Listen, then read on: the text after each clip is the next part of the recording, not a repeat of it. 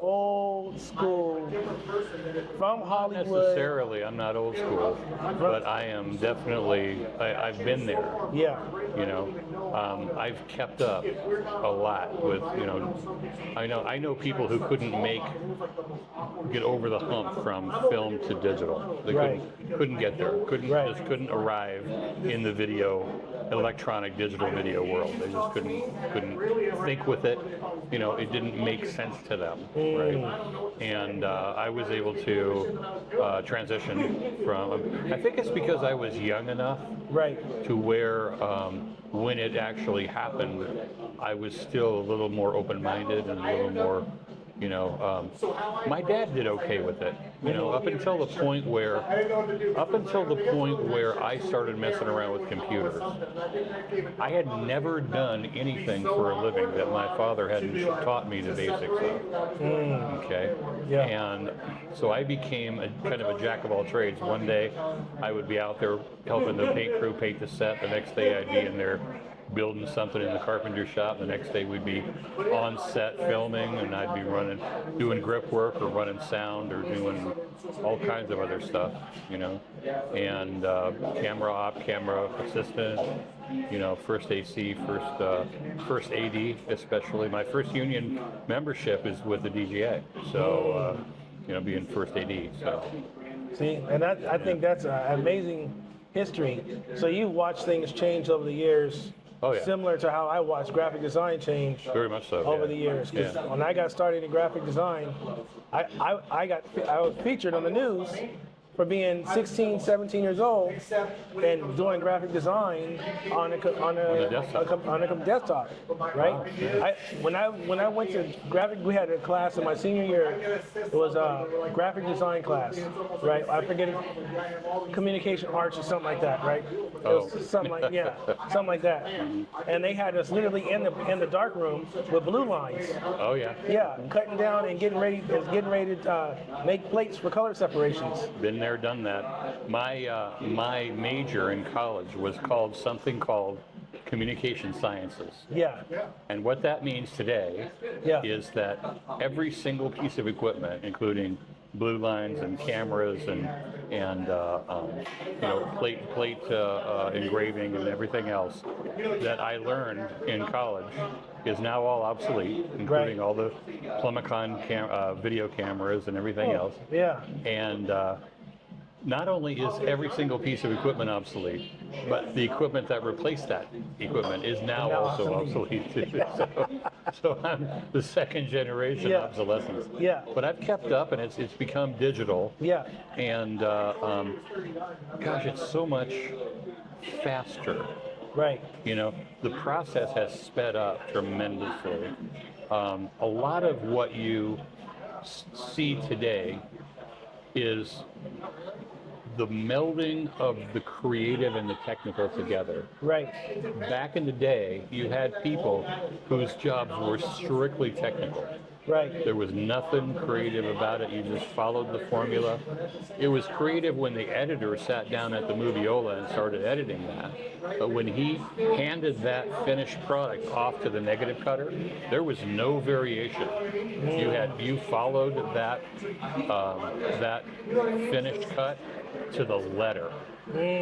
You followed that, and you did not deviate by one frame from that thing. Or if you wound up changing things around, you could wind up with no job. Right. You know. So because you would lose your job for being one frame off? Not for one frame off. Oh, okay. But I mean, probably not for one frame off. Okay. But when you conform the negative to that, you had to be very careful because that was the actual film that went through the camera.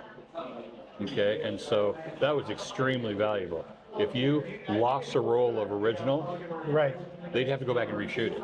And that's extremely expensive. Yeah. Yeah, you're gone. So you are a technician that is trusted to make sure that once the creative decisions are made, that negative conforms to those creative decisions exactly. Right. So one thing I like where you were going is like a lot of the terminologies that we use today were borrowed from that Oh yeah, in those they've times. survived from. And now that you're saying that we lay on the creative on top of the actual technical pieces of filmmaking, creating, Yeah. right? We're still using some of those old terminologies because they still apply today, True, and true. they're still the same framework, I would want to say. Yeah. But it's different technology and how you get to that same. It's very different technology. Yeah. It's the effects, particularly in special Right, effects. right. There are, and in filming digitally, right, on a set they're making a feature film, for example. Right. There's no negative cutter involved anymore. That's an obsolete. That's an obsolete. Because we don't profession. use film. Yeah, they're gone. Right. But there are new positions on the set that were never heard of back in the day. Okay. Today we have a EIT, right? What's that stand for? Electronic Imaging Technician. Oh, okay. It's his job to make sure that everything is functioning all the way down through the signal path, so that what's coming in through the lens is arriving at the hard drives in the exact same condition that the director is seeing exactly what's going down on the disc, right? And so he monitors with his own little monitor, right? And his job is to compare color, hue and saturation and lots of other color factors. Right. As it goes down, right, to make sure that that signal path from the lens all the way through the director's finder, the director's monitor, all the way through to his hard drives, that's all consistent all the way through, right? And we didn't have that job back in the day when it was on film. You know? Yeah. And we have all kinds of special effects titles and jobs and things like that. I mean, today, you watch the credits of a film made back in the 50s. There were maybe 30, 35 people involved. Right.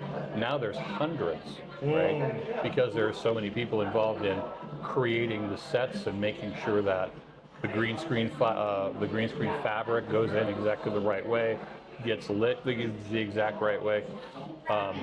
It's really critical now. The lighting is more critical than ever. Right. In these special effects, because if we're going to put a big piece of green screen behind the two actors, right, and it's going to show a medieval castle behind the two actors, that piece of green screen fabric has to be exactly the same color with no variation all the way from this corner to that corner, right? Yeah. Because I'm familiar with that. there's one color that is going to drop out. Right. Right. And the more you have to, the more you have to say, okay, we didn't quite get it all, so now we have to use two colors that are right next to each other on the color gradient. Right. Now we have to go with 3 colors or 4, right? If you have to go with 6 colors, you're going to wind up with artifacts, everywhere in the special effects. Right. You don't want that. Right. So the lighting technicians are responsible for making sure that that light is exactly even all the way across that fabric. Yeah. You know? And that's super critical. And you'll see guys with their light meters. Right. Making sure. Yeah. Yeah. You know, and I thought, well, it's digital now. Nobody's going to use a light meter on a feature film. That part still applies. Oh yeah, because especially for the effect, for the green screen. And so you bring me to a couple points, right? So one is that when you're shooting, I learned this just throughout my time, because I can use a camera a little bit. I'm no John, but I can use a camera a little bit. And what I know is that we are not really shooting objects. We're shooting light. Yes. Like exactly. we're capturing light and how light affects different objects. That's cameras and everything. Cameras all like calibrated to receive light, process light. Yeah. Realize that we're photographing. Right. Even though it's digital, we're still right, photographing. right. So what does that mean? It means writing with light. Yeah. You know? Right. So that's exactly what we're doing. Writing with light. We're painting with light, so to speak. You know? So that's exactly how we have to do it. And that's how we have to treat So the next thing is taking all that into consideration, all those little technical things, all those positions that and the studios that you work in, the digital space today that you work in, all that's to help tell a story. Exactly. Because you don't want to have any variance in the story. It's really with the story, right? If you have artifacts in the screen, it's going to take away from the main point of what the story is. Right. You don't want somebody drifting off looking at the artifacts. You don't want anything distracting. Distracting from the story, right? Right, because what is the point of the story? Right. The point of having a story to tell is to allow the viewer to suspend their disbelief. Right, and allow that story to unfold to them. Right. Right. This is the power of storytelling in a nutshell. Right. This is why storytelling is such an effective marketing tool. Yeah. Right. And this is why all of our great religious leaders and philosophers have used storytelling to make their spiritual points. Because what storytelling does is when I say to you, once upon a time, right, you immediately recognize you're being told a story. But in the 21st century, what do they say to you? They say, a long time ago in a galaxy far, far away. Yeah. Or other things that tip you off that you're being told a story. Right. And from that moment, your mind expands. It opens up and allows that story to unfold without that rejection factor, what I call the bullshit factor. Right. When somebody says something to you, you have that instant response of, oh, bullshit. If it sounds too corny, too good to be true, too whatever, you have that trigger, that bullshit trigger where you say, I'm going to reject this information. Right. Right. When you realize you're being told a story, none of that applies. You see what I'm saying? Yeah, that's deep. None of it applies. That's why, all of our spiritual leaders, the Buddha, Jesus, all of the great spiritual leaders of history have all used storytelling to make their points. Okay? Because I can tell you a story, I can open your mind up and tell you a story with a moral or even without a moral, but you're open to me. You're willing to, I can access your assimilation areas of your mind without your guard is down. Right. Is all I'm saying. Right. Okay? And that's why it makes it's very effective if you want to build a cult. It's great. Right. If you want to build the congregation of your church, it Right. works great. If you want to market a product, Right. Storytelling, that's why storytelling works so well in marketing. Because you've opened your mind up and you're willing to listen. Right. Right? Because let's face it, we all put up with it. Right. About 300 marketing messages per day. We see about 300 marketing messages per day. Per day. If it's the billboards on the road that we're driving on, or if it's people calling us with, sales pitches or getting junk emails or whatever it is we're getting at least 300 marketing messages per day, right? And as soon as we recognize that that's what they are, we tune them right out. Okay. Hold on a second. I'm gonna adjust this. Oh, sorry about that. Yeah. Okay. As soon as we recognize we're being sold to, we tune it right out because we recognize it as a commercial, right? And so, what is it that triggers that commercial response? Right. Right. It's like, our product is so much better than the competition. Right. You can't approach it that way. Right. Don't hit them over the head with commercials and hype and all that stuff. The thing to do is tell them a story, right? And the important point of that is to make that story about people. Right. Because stories don't have selling points. Right. Stories have characters, right? And characters are not all the bells and whistles of the latest gee whiz gizmo that we're selling this week. Right. Characters are people that use that product. Right. That makes, explain to your public how that product made this person's life better or more interesting or happier or more prosperous or whatever it is that product is supposed to do. Right. Then and only then can you tell them how that product did it. Then you can start talking a little bit about the features. You see what I'm saying? But John, What? you only got 30 seconds. Yeah. How you open up a story in 30 seconds? So, well, the first rule of thumb is that people don't care what you say about yourself. The second, the most important thing is what do other people say about you. Right. Okay. So we shoot a customer testimonial. Please, customer, look what I did with. You should have seen my floors. They were such a mess. I have 5 dogs, and none of them are house trained, and oh, it was awful. And now my floors are bright and shiny and clean. Product shot, done. Gotcha. Okay. Because I hear what you said there. You told the story. You showed what led to that story at the end, right? And then you allow the viewer to make the association between the two to help If you're make the doing bridge. your job right, Right. you can get away with 90 seconds instead of 30. Okay. If you're doing your job right, but it's good to have 30-second Right. things out there too. Right? So the variation between the 90-second video and the 30-second video comes in the editing room. You don't shoot one specially for that, but, Right. or maybe you do. It depends on the product. I think it depends on the product or the service or the company. So you specialize in video production. That's your that's your bread and butter all day, every day. 8 days a week, baby. You've been around probably some of the best storytellers. I would tell you. I'll tell you something. Do you know why I called my company Topsider Media? No. A lot of people don't get it.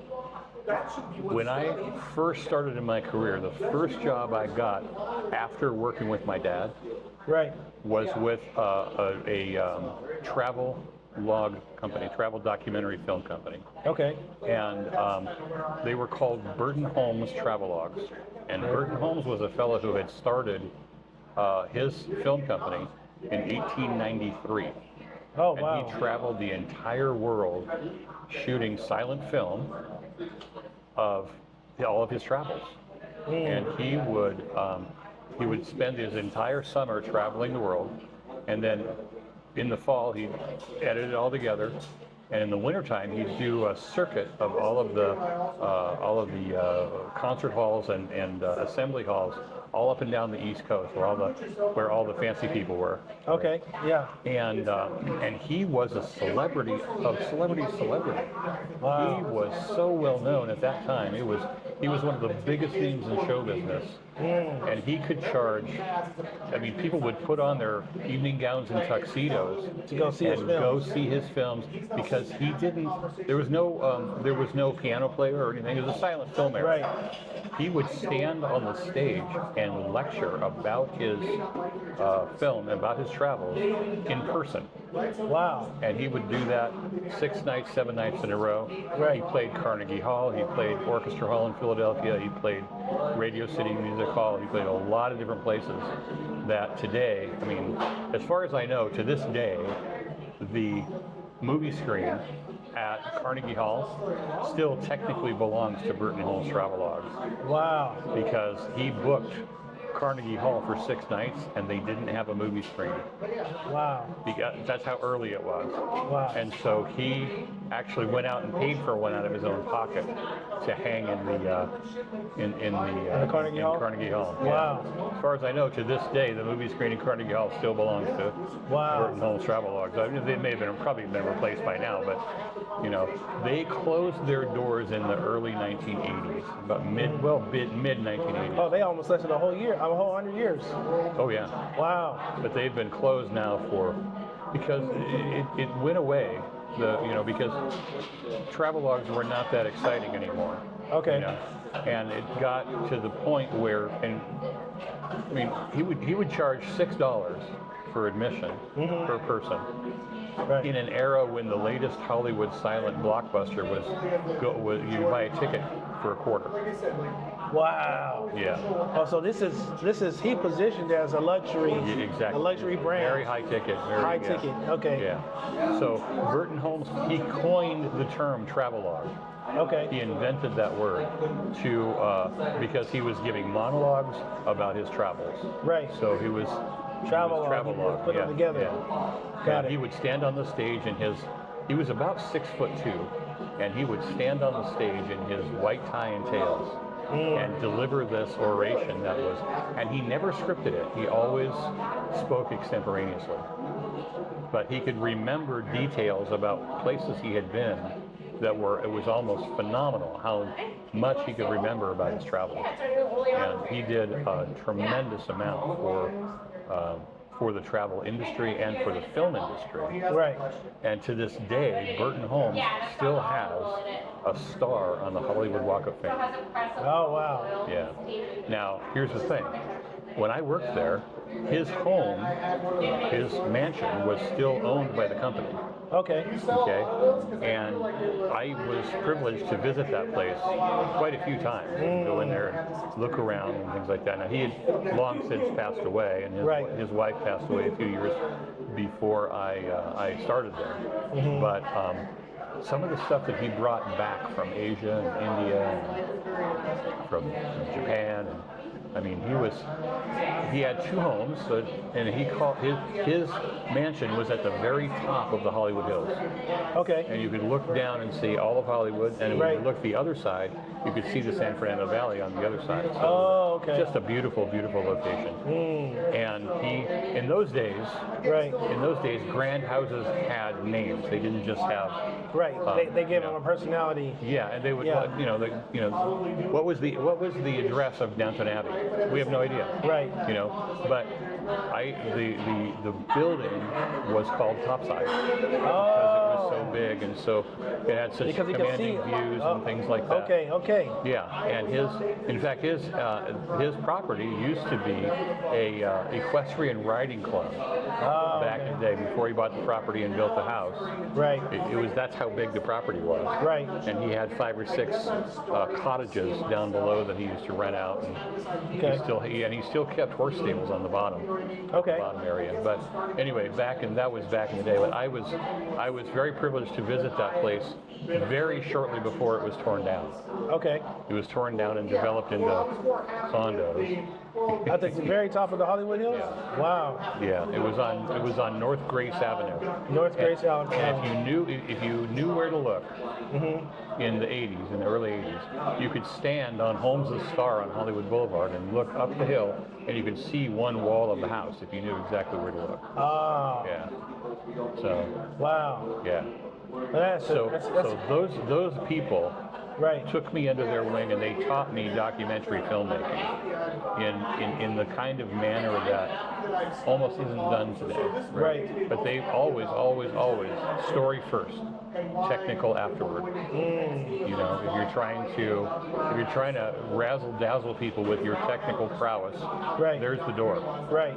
We're not here to razzle people. We're here to tell stories. So.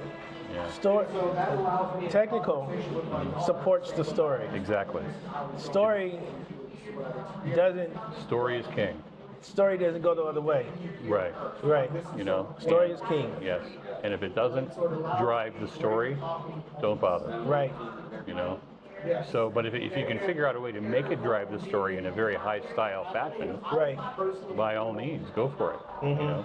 But if you can't figure out a way to make that razzle dazzle drive the story, it's just fluff. It's just on screen.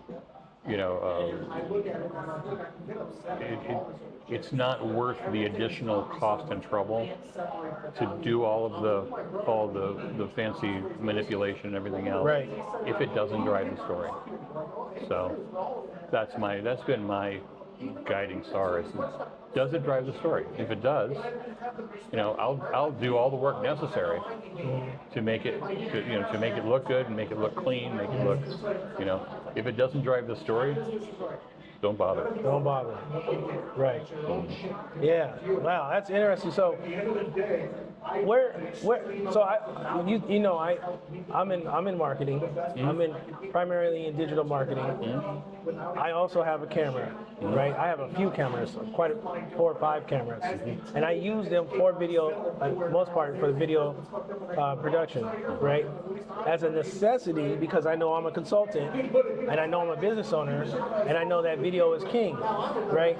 So I carry around a camera with me at all times to capture moments like this. Exactly. Yeah. Right? And right now I'm shooting 4K, 30 frames a second, right? From a micro size. And has Doesn't that 30 frame 4K get a little herky jerky on you? This 4K is really designed for 60. Well, it can. Only reason why I have it down to 30 is because I do a lot of talking, right? So I have to allow for a little bit of motion blur, right? So that's why I'm shooting that way. But my point is, I recognize the need for video, right? Right. I don't necessarily say, if anybody asks me, like, what's your favorite form of video production? What do you like to produce the most? I like talking videos. I like documentaries. I like real stories, real conversations that happen organically, and you just happen to be there with the camera, as if the person watching it just happened to just somehow slide Just walking down the sidewalk with his camera. And it just slid into a conversation, right? So the person that's consuming the video has now entered into this like a Peep and Tom moment, right? When they're like, whoa, wait a minute, what are they talking about? And now you get a real. So that's why I like it. Now, if I had a John with me all the time, if I had Topside with me all the time, and I didn't have to worry about carrying around a camera, I'd opt for that. okay. Right? Because I'd rather be more focused on helping people strategize their marketing efforts and turn that curiosity or turn that story into curiosity that then drives revenue. That's where I want to be. Right? And now I went through a whole arc in my career, from graphic design to entrepreneur to photographer, videographer, web developer, software engineer, right? Now, marketing automation, MarTech consultant, right? I'm a marketing technology consultant. I try to help you find the technology that's going to help you best tell your story and capture that curiosity. That's what I do, right?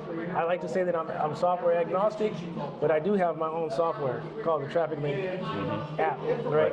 So, but all that aside, right? I know what you bring to the table is even though I have a camera, and we're on camera now, I know what you do is way more specialized and more special than the type of work that I do. And I just want you to talk about that and how you deliver your value proposition.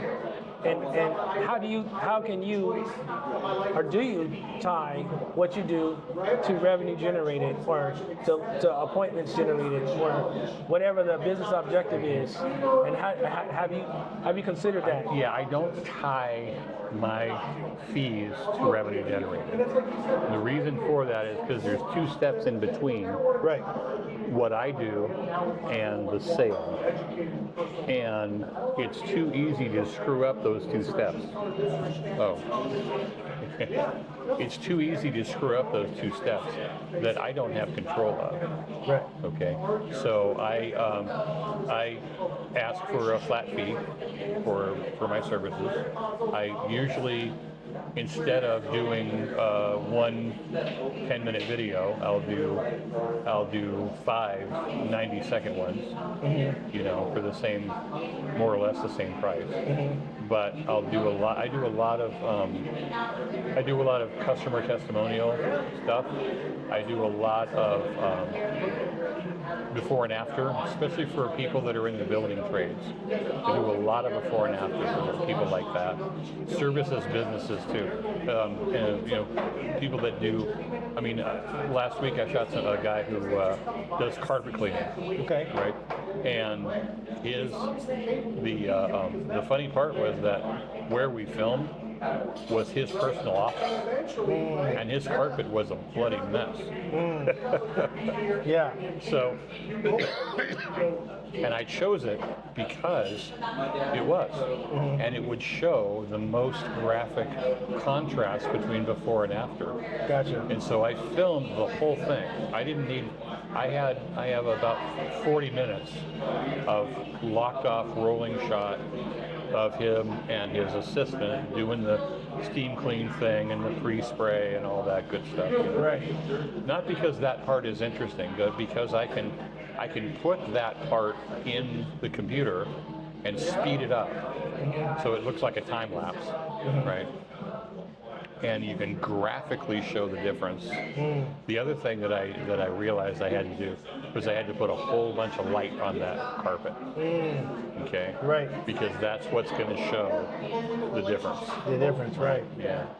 The overhead lighting isn't gonna be enough Right. for the camera to pick up what the difference is. Right. So I had 3 500-watt soft boxes Okay. on that area. Yeah. Right. And as they were doing it, yeah, sure, there were some shadows, sure, Right. but by the time he got done, the contrast was striking. You didn't realize that carpet looks navy blue when you walk in the office. It's not. It's like a turquoise blue-green. Wow. Yeah. Yeah. And it looks beautiful when you got done. So that's the value that you bring Yeah.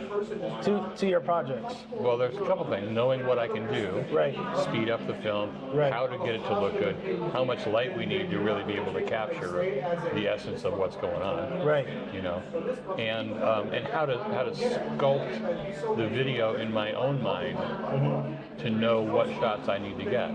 Gotcha. Like, you know, I wouldn't be a guy who would just shoot that and be done. Right. Okay. What do I shoot? I shoot the carpet cleaner guy pulling up to the building in his truck. Right. Right. I shoot according to the classical feature film formula. Right. You shoot an establishing shot. You shoot a master shot. You have this. You know. You have back and forth. Yep. You know. Yep. And so, because I'm trained in directing, I know how to make that look like a story. Right. You know. Yeah. Yeah. And that's good. That's good to know, right? Yeah. So, do you have a specific aesthetic to your film work, or to your? Do you call it film at this point? Do you call it filmmaking? What do you? I just call it video. Video. Yeah, because that's right. really what it is. You're shooting videos, right? So that's If I were shooting in 6K and using a big cinematic camera and Right. things like that, then I'd call it film. Then you But call it's it not, film. you know. Okay. But what I do now, I shoot everything in 1080p 1080p. Why? because it's the middle route. It's kind of become the standard for websites. Right. And for social media. Right. And it's the middle medium between the high-end 4 and 6K stuff. But the 4 and 6K stuff, unless you have a really big screen, Right. you're not going to see the difference. Right. You know? And most of these videos, people are going to watch it on their phones. Right. You know? Can you tell me the difference between a 4K video and a 1080p video on your phone? In most cases, you I can't. challenge you. Yeah. You cannot. Yeah. Okay? Unless you have extremely good eyesight, in which case you are the exception rather than the rule. Right. Right. In which case you should join the Air Force. But no, if you have eyesight that good, you know, then yeah, you'll be able to see it. And even then, not all the time. Right. You know, so I shoot everything in 1080p. I edit in 1080p on my desktop. I use Adobe Premiere Pro. Yeah. I have a membership in a couple of different libraries that can get me some good underscore music and good theme music and Yeah. you know, things like that. Knowing when to use what kind of music is very helpful. Right. I've got another membership in a stock footage library where I can just pick and choose different shots if I don't have anything specific to add, then I can pick and choose a little, to kind of to keep the show moving along a little bit, rather than just one guy talking head 90 seconds, blah blah blah. Right. Yeah. So I can do a number of things like that. I have a portable green screen set up so that I can actually have people talking.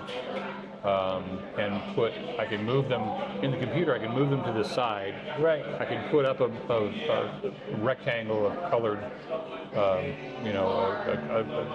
whatever color is appropriate with their background and their costume, right? And then I can put up text that they're speaking, and I can direct them to go. Right. And this is today. That's fairly low tech technology. Yeah. Right. But it still looks like TV. It doesn't. And it still looks very professional. It doesn't look. It doesn't look like there's just one dude there with a camera going, "Okay, tell me when you're done." Right. Yeah. It allows you to enter in a little bit.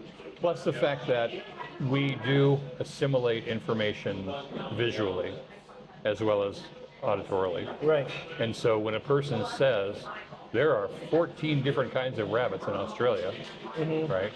If I put 14 breeds of rabbits, Australia, in text, they've got a double impression. They've got a written and a heard impression of that information. Gotcha. They're 2 times more likely to maintain that information, right? Because they both read it and heard it. Is that why captions are so prominent now in videos? Yeah. Okay. Okay. So that and because the video platforms have gotten AI smart and they've learned how to read captions. That's right. And so they've always been able to do that, but not quite to the extent that they do it now. For example, when Google went in and bought YouTube as a platform, when they bought that website, the first thing they did was they went onto the YouTube website, took all the search capability from there, tore it all out by the roots, and tied everything into the Google backend. Okay?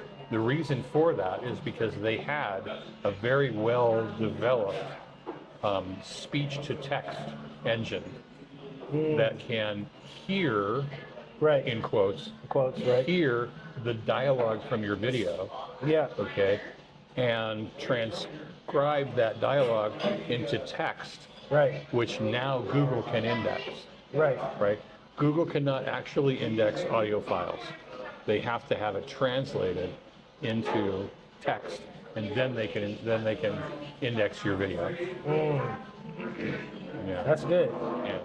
So and that's okay. So now we're talking about getting into like the mechanics, a little bit of psychology behind the productions or the videos that you produce.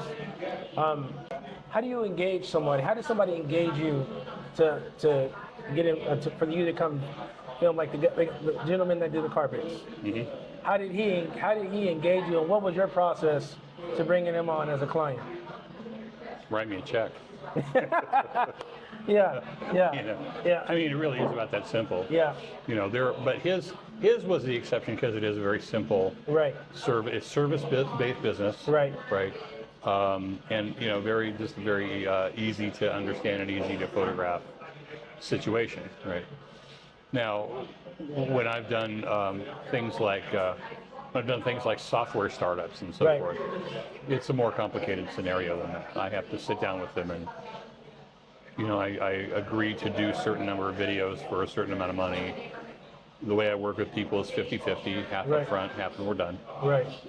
The exception is when, for some reason, not my fault, the process gets pushed down the road. Like we can't do the shoot this week, we can't do the shoot next week, we can't do it the week after that.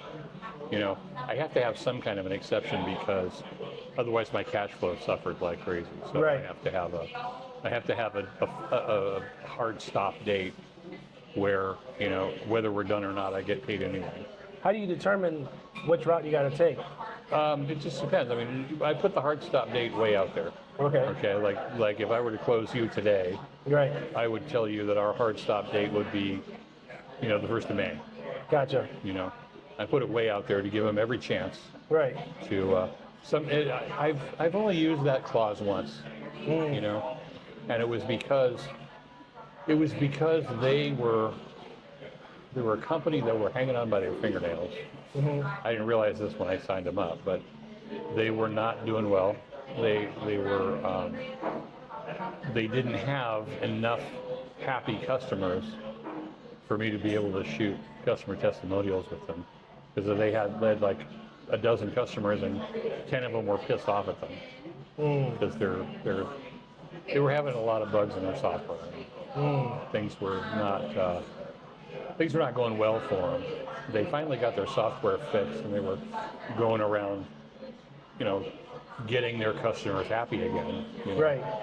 And so, but I mean, I went down that road with them for close to 6 months. Oh, wow. Before I pulled the plug. Right. It was like, what?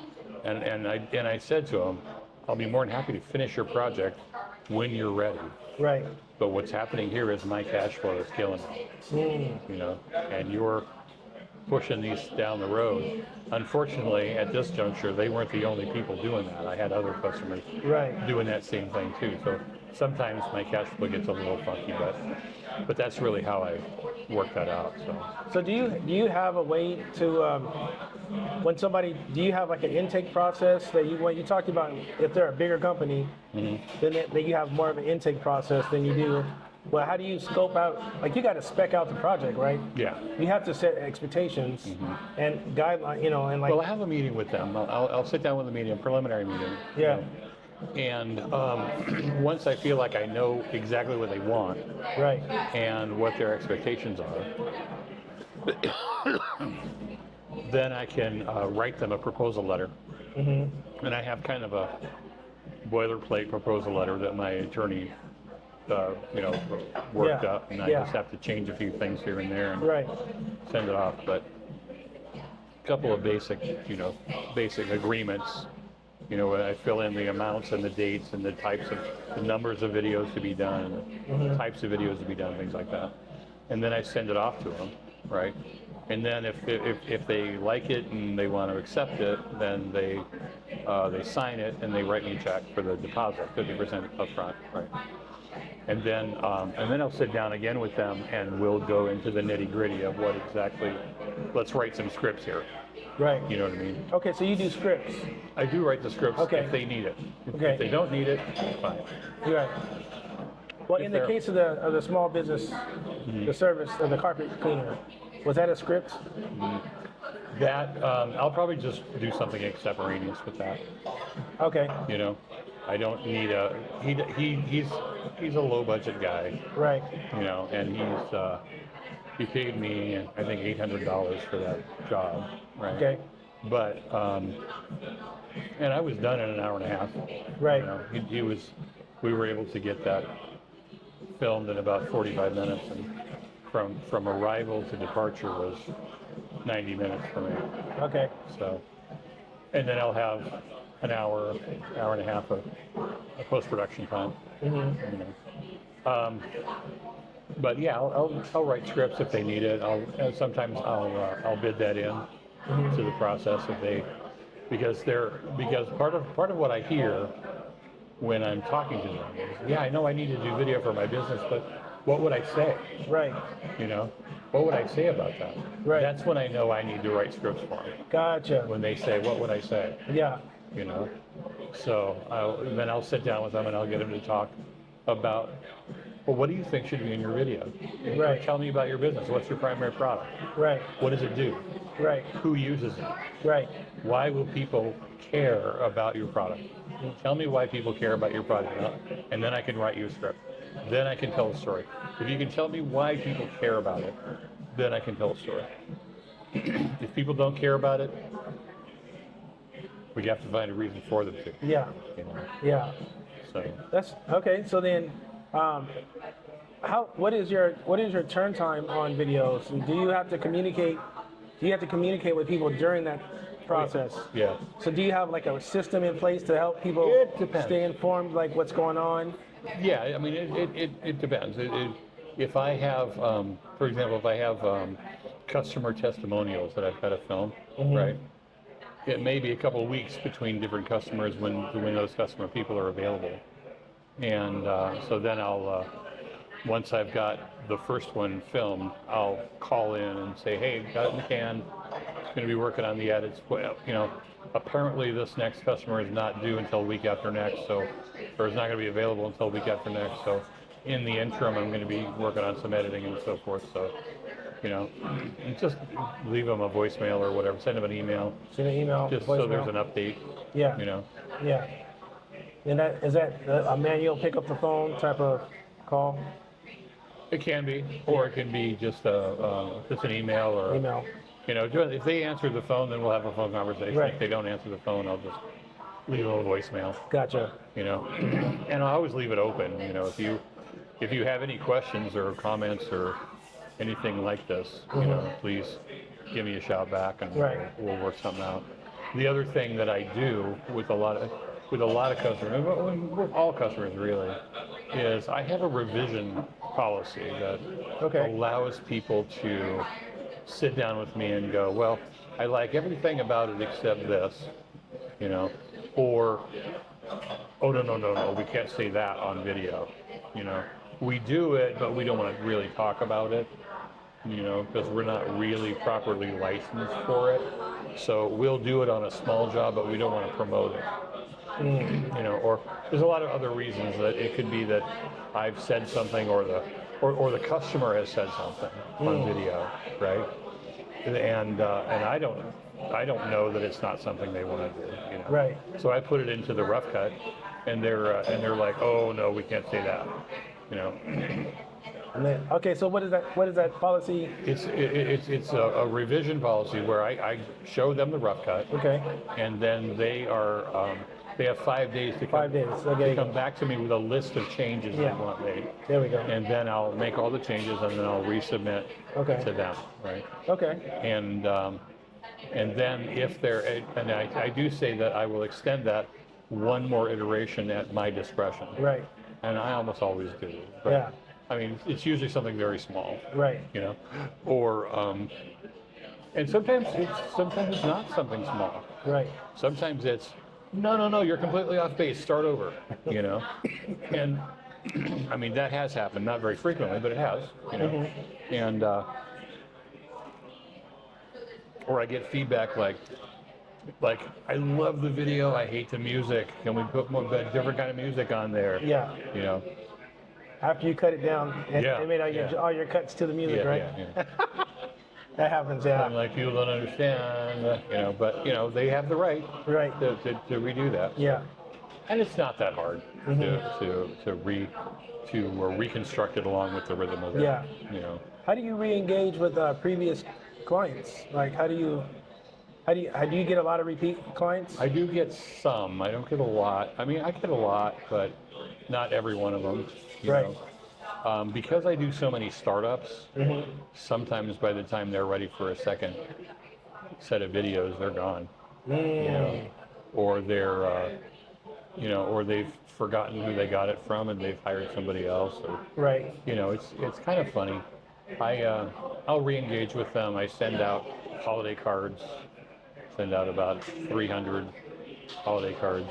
I send out a couple of emails a year. Not a lot, but just enough to, hey, I'm still here. And to stay top of mind as much as possible. I probably should do more, but usually during the year, I'm busy enough to where I do a lot. I have a lot of new clients, and I have a lot of referrals from. Not so much repeat business as it is referral business. Call this guy; he did a great job for us. Yeah. So, do you systematize that referral business, or is that just with the referral, the networking groups that I go to? Gotcha. In the slow period, like what it is right now, I'll go to 5 networking groups a week. Okay. 5? Yeah. So that's your primary 5? 5. Not including Ignite U. There's 4. There's 3. There's 3 Ignite U meetings. 3, yeah. And 2 BNI meetings. Oh, gotcha. Okay, I gotcha. And then I do you know, I can do 5 or 6 or 7 sometimes. Gotcha. You know, so there are 40 BNI chapters in Western Washington. Right. And as far as I can tell, there's only 3 that actually have video professionals as members. So I visit a lot of other BNI chapters to make sure that they know that there's a video guy in BNI, and you can, you know. Are you looking for more clients right now? Always. How many more do you think you can handle? How many do you think you can handle in a month? Period of time. More. More? How many? Yeah, more. How many more? I mean, like, I'd love to find out. Yeah. You know. Because I know for me, like, if I had any more than 6 fractions, that's mine. Oh, sorry. Yeah.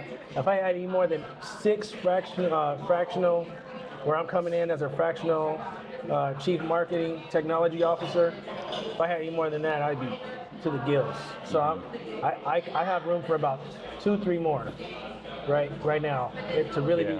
But in my subscription model, because I have a subscription model, that's unlimited. I can have as many people as I want. Right. I feed those people, support those people with like pre-recorded videos or like weekly workshops that I hold. I can have as many of those as I want. Okay. Right? I can scale it up pretty easily. So in your case, though, like you're pretty hands-on in the work you do.